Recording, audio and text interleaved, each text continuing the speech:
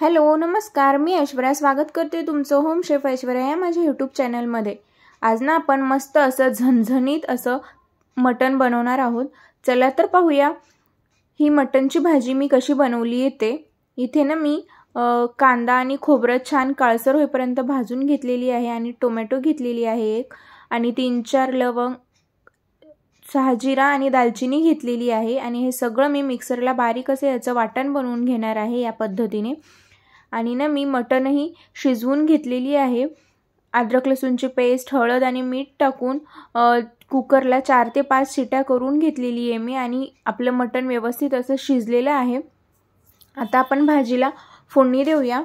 इथे मी कढईमध्ये 5 ते 6 चम्मच तेल घेतलेली आहे।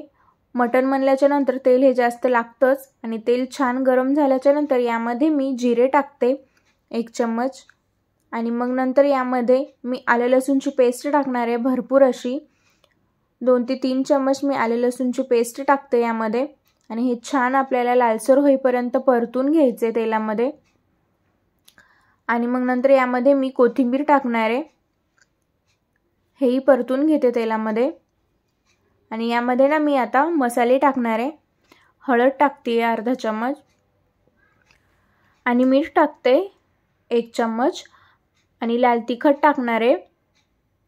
इथे मी 3 ते 4 चम्मच लाल तिखट टाकणार आहे। तुम्ही तुमच्या आवडीनुसार तिखट कमी जास्त करू शकता। आम्हाला झणझणीत आवडतं तिखट, म्हणून मी 4 चम्मच तिखट टाकलेली आहे। आणि तिखट छान मिक्स करून घ्यायचे। आणि इथे ना मी 1 चम्मच काश्मीरी लाल मिर्च टाकते, म्हणजे भाजीला छान असा कलर यावा म्हणून।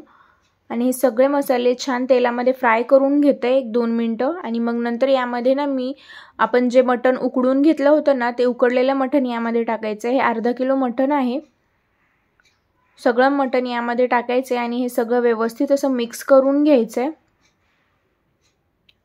छान मिक्स करून घ्यायचे, आणि मिक्स झाल्याच्या नंतर यावरती झाकण ठेवून आपल्याला 5 मिनिटं हे असंच वाफवून घ्यायचे मटण। इथे ना मी हे मटण सगळं व्यवस्थित असं मिक्स करून घेतलेली आहे। पाहू शकता मटणाला सगळा मसाला लागलेला आहे।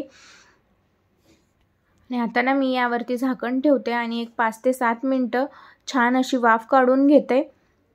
5 ते 7 मिनिटं मी हे वाफवून घेतलेली आहे, आणि याला एकदा कालवून घेते, आणि परत यावरती झाकण ठेवून परत एक 3-4 मिनिटं आपल्याला वाफ काढून घ्यायची आहे, म्हणजे सगळे मसाले मटणामध्ये छान असे मुरले गेले पाहिजे। म्हणून या मसाल्यामध्येच आपल्याला एक 8 ते 10 मिनिटं मटण शिजवून घ्यायचे। आणि मग नंतर यामध्ये आपल्याला मसाला टाकायचे, जे आपण कांदा, खोबरा आणि टोमॅटोचं वाटण बनवून घेतलं होतं ना, ते वाटण यामध्ये टाकायचे, आणि हे सगळं व्यवस्थित असं मिक्स करून घ्यायचे।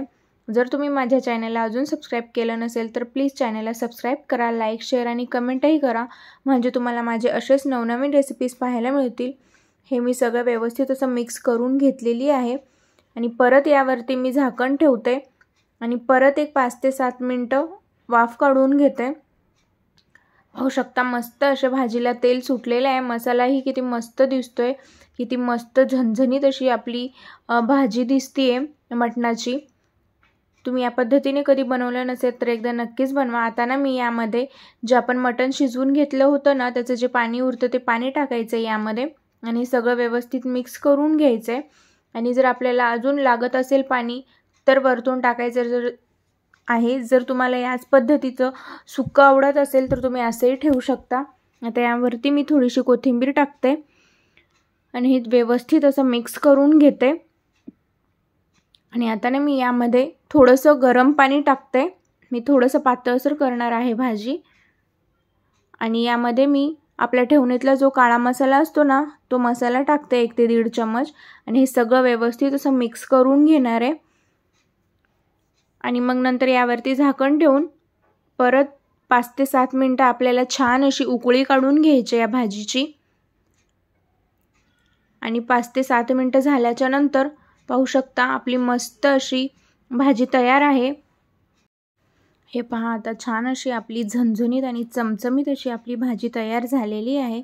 मी ना तुम्हाला एक पीस दाखवते. एकदम व्यवस्थित असं प्रॉपर असं हे मटण शिजलेलं आहे. हे पहा, आणि टेस्टही खूपच छान लागते. या पद्धतीने मटण बनवल्याच्या नंतर पाहू शकता किती मस्त दिसतीये.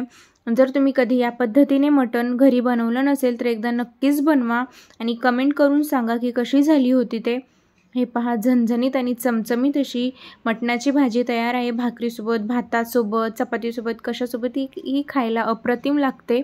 तुम्ही घरी एकदा नक्की बनवा आणि कमेंट करून सांगा की कशी झाली होती ते. Thank you for watching.